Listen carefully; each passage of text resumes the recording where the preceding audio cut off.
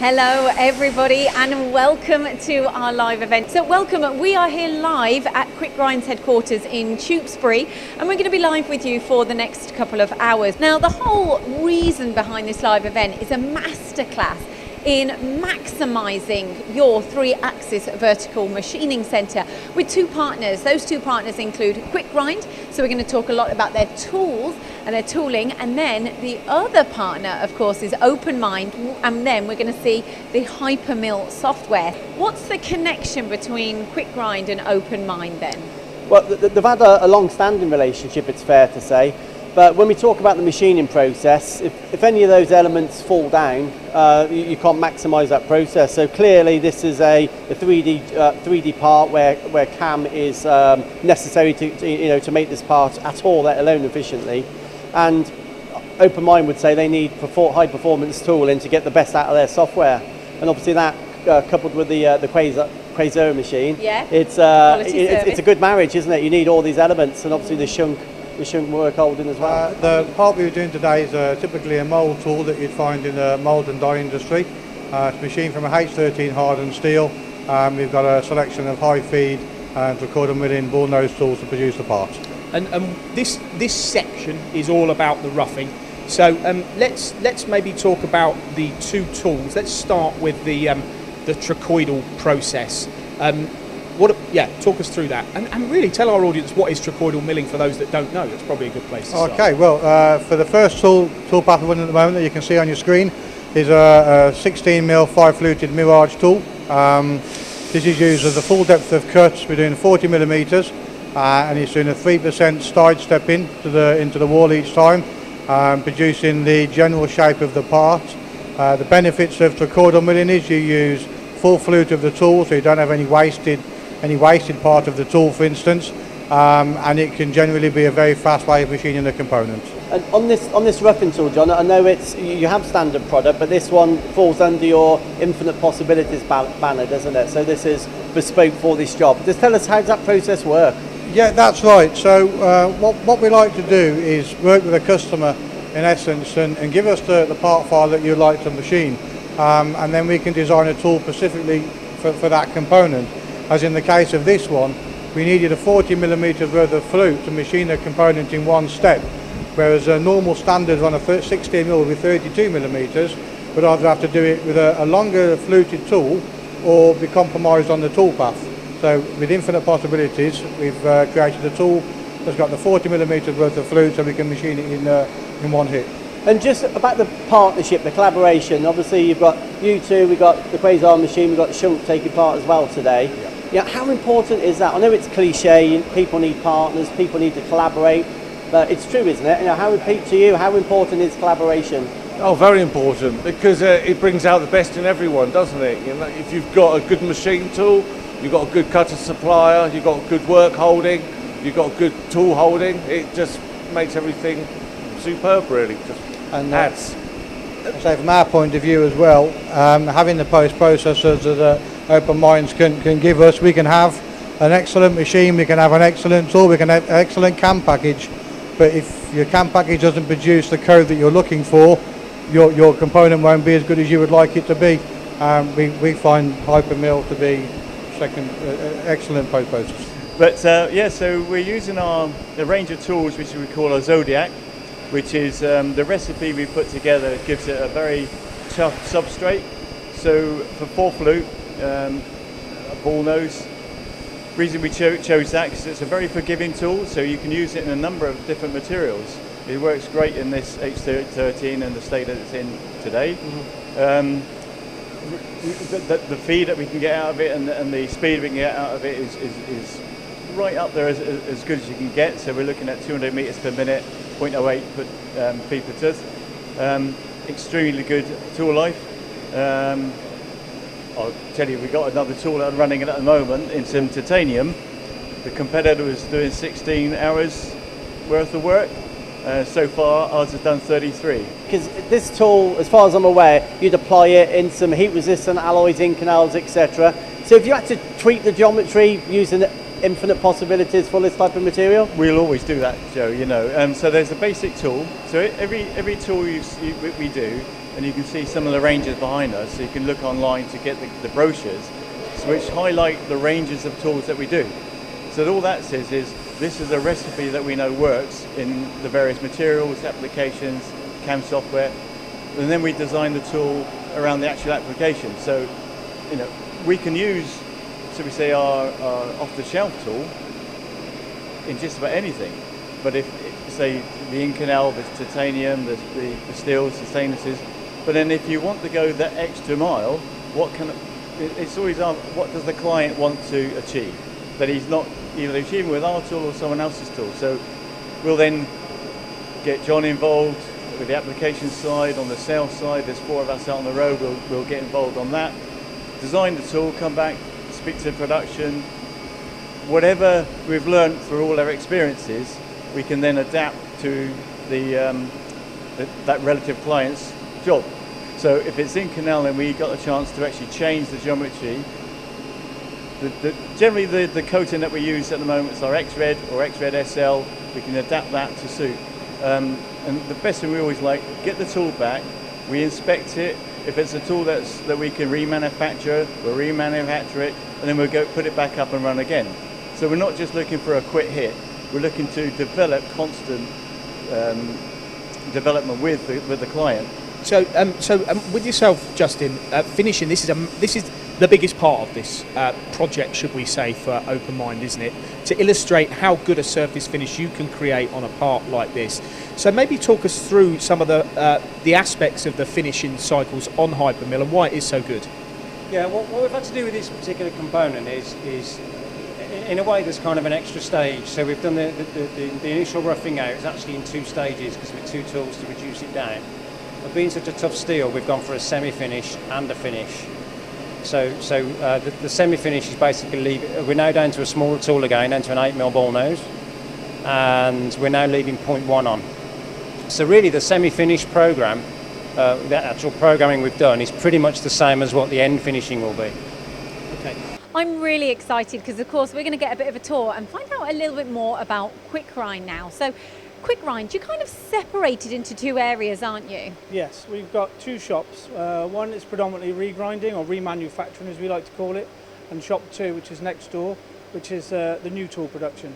But it's quite interesting because before this video we were talking, someone said something quite interesting to you about not making as much money on remanufacturing, but you're trying to push that area. Why is that? Well, what it was a Dutch finance director, one of our big customers, who, as I was doing the tour, asked, well, which one do you make more money on? Do you make more money on new or do you make more money on the remanufactured? Yeah. I said, well, we make more money on the new. And he said, why do you keep pushing the remanufacturers then? I said, because you'll make more money from that. You'll be more economical and save more money by using more remanufacturers. And that's what we want to do, is have a long-term business. Exactly. And you talk a lot about educating people, don't you? Yes. Well, a lot of remanufactured tools that come back in are normally smashed up. And it's not necessarily smashed up from the machines that they've been put into, but the way they've been handled. So if a carbide tool is smashed against another carbide tool, it can easily chip. Yeah. So we spend a lot of time, and it may only be simple, but just educating the customers into handling them a bit better. But then that helps long term, I guess. Yeah, massively, yeah. Right, okay, so let's talk about the beginning of the process. What happens? Well, this is a Cardex machine which stores probably hundreds of thousands of blanks in.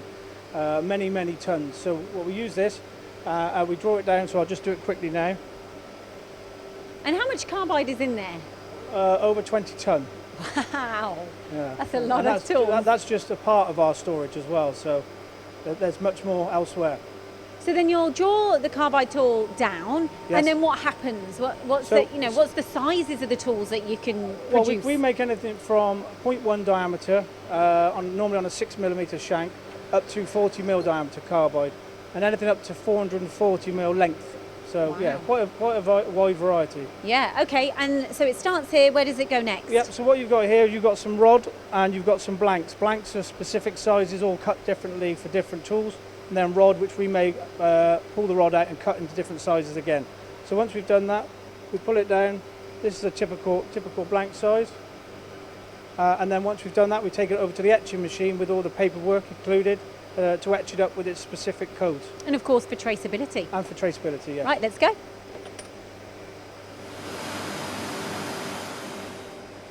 So what's this next stage of the process then? These are the blank prep machines, the roller-matics. So what are they going to do here? So they change the blank from just a cylindrical shape into all different shapes and sizes before they go onto the flute grinders for cutting the geometry. And it's quite interesting because you're using automation really early on in the process. Yes, well, we automate all of our machines because we have to, because we're very, very busy and we're producing tens of thousands of tools every week. And what's your batch sizes? Well, we will do one-offs. It's not ideal, but we will do one-offs, and we go up to, say, 5,000. Wow, okay. And so the next stage then is the flute grinding, which is basically producing the geometry, which is the important part. So here we are with the one on my right is the tool blank, which has been prepped next door with the roller-matics, and the one on the left, on my left, is the one that's been flute ground, all geometry finished on the Anchor MX7 here. And this machine, does it do all of that process? Yes, it does do all of that. Years ago, you would have many, many processes and different operations to do it. But with these machines now, all the processes are completed in one operation. Fascinating, and you're automating so much of the process. Ross, what makes you different here at Quickgrind? Well, we design tools for the applications rather than designing tools for a generic sort of market. So we do try to work quite closely with our partners, or as we like to call them partners, and make sure that the tool's exactly right for them and remanufacturable for them, and that helps us drive the cost down. And have you had successes? I know you've had successes, so have you got an example? Well, yeah, I mean, we are 80% export still at the moment, trying to drive the sort of UK business up and up, but the reason why we are so successful abroad is that within 2 years of getting into a new customer or partner, we normally get the cost down by 50% within those first 2 years. That's what makes us so successful. Just the full model of the design of the tools, the remanufacture, and then the vending on the end of it.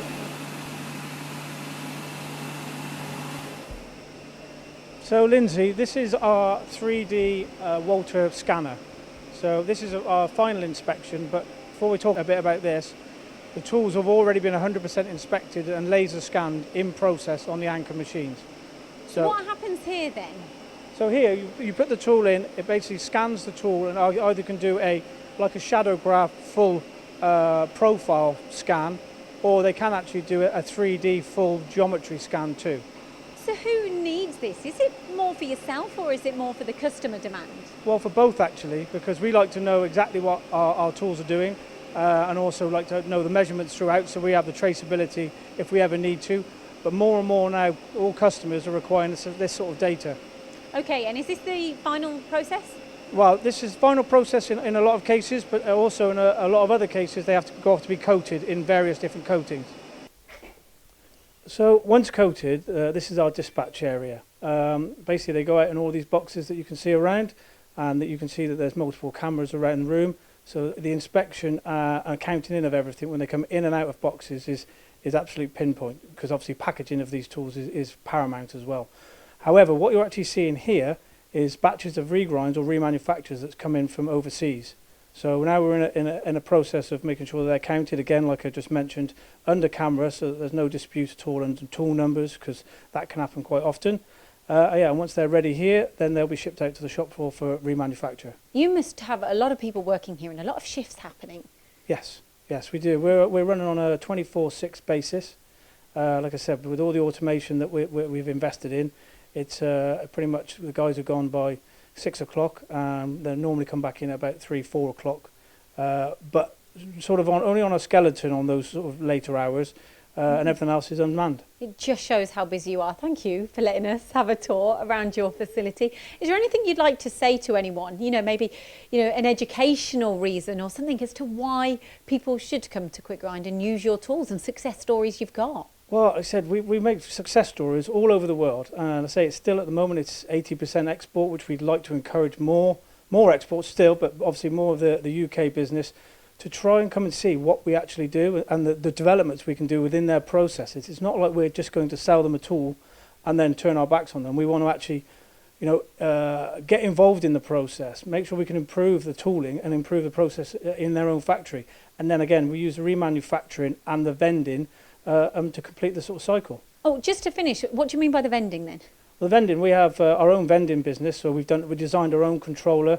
So basically, any really any sort of mechanics you want to organise in regards to vending. So say you wanted to vend regrinds prior to new tools.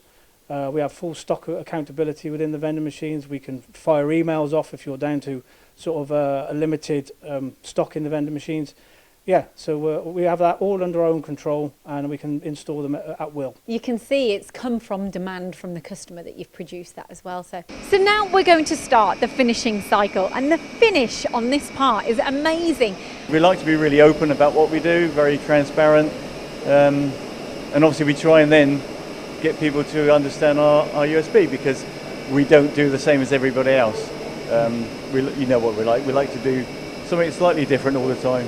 It's not a new 5-axis machine over here, it's a new grinder out the front. The thing is as well, is Quickgrind never sits still. With the tool development and as what we have to do with the infrastructure based in the Quickgrind itself, there's always something going on. Ross and Eddie are constantly looking for what's the next thing. So the development of this as a technical centre was absolutely crucial. It's bigger than probably what we thought, and it's because it grew. And as Ross said, let's get the first machine in, let's see what we can do. And as it developed on the tooling side of things, but also on what we can offer to clients. So often we have to prove the tools. We can go in anywhere and say, well, our tools outperform anybody. If they don't know us, we've got to cut some material. The number of times we have to maybe go to a client, and then the job changes, they've got a production run, so we can't utilise their machine. So it became absolutely crucial that we had our own machines. So we've got 5-axis, we've got 3-axis. We can actually, as long as we fit it in the envelope of the machine. So the Gladiator is a range of tools we've had for a long time.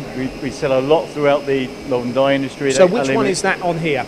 Yeah, that's the small one there. It's a 6 mil diameter 2-flute. The recipe on the base structure of the material is very similar to the Mirage. So it's a tough recipe with a tough coating, so again X-red coating, which it gives us the ability to finish to such, you can see the part looks quite shiny at the moment, so we're getting a very nice finish on there. So you don't get much wear on that, I would imagine, with this operation, do you? How long would they last? We like wear because then we can remanufacture it, so that's fine. Just don't break them. And then your investment is repaid over and over again. Okay. And we could tilt it over at 5, 8, 10 degrees. What influence does that have on A, the surface finish, B, the productivity, and C, the tool life? If you can tip it over, you probably get an advantage to all three of those, really. You do. I need to get the same finish, but with a different tool. Then we work with OpenMind as well for the barrel tools. How important is it for you, Mike? You've got, let's say, the greatest cutting tool to be able to machine these parts, allegedly, but how important is it for you to be working with CAM providers in order to get an even better result? Absolutely crucial. If you look at the whole recipe of how to produce a part, from the machine, from the grip clamping, from the tool holding, from the cam, the lubrication, in the end of the day, there's a bit in the middle there that does the cutting. So if we work where we work with OpenMind, it developed really early days because of the barrel tool. When we saw the barrel tool being a sort of an earth-shattering development, because although it is taking off, there's still a lot of people who aren't really looking at it. And our association with Hypermill was that we could run these tools. We could develop our own tools. And obviously with the 5-axis, that's what we're doing. We've got so many different versions that we've developed. And where we go into a client, obviously we run Hypermill ourselves. So John Butler, who we met earlier, runs Hypermill. And that means that we can optimize the tool and the tool pass and just work together. Yeah, we've worked on joint customer projects, haven't we? What can you walk me through some of the screens and some of the features on here that are obviously relating to the part that we're making? Yeah, sure. So we have integrated CAD and CAM. So we have the CAD we call HyperCAD S, and then we have our Hypermill, which is probably what we're more known for, which is our CAM. Of course, what we're talking about today is very impressive. But where did it all begin for OpenMind? It's more than 25 years now. In the UK, we've been here for 22 years. I was actually the number 2 in the company that came into the country, selling cam through resellers and a distribution channel. I think so. I think there's many aspects why we've had a nice year this year, especially in these times.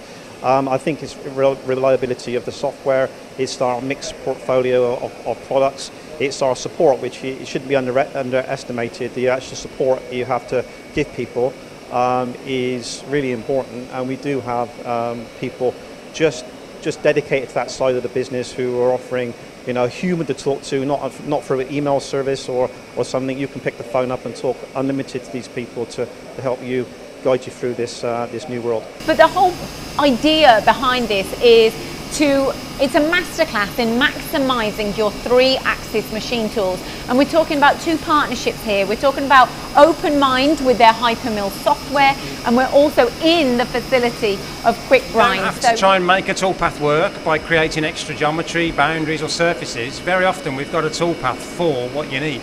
It is great to see collaborations of companies, even in difficult times, to see here that obviously we've got the machine from ETG, the shunt work holding, and then of course the software and the cutting tools. It's a complete and for package. people who haven't visited Quickgrind, I know we've got some video content on our channel. You need to come and see this place. They're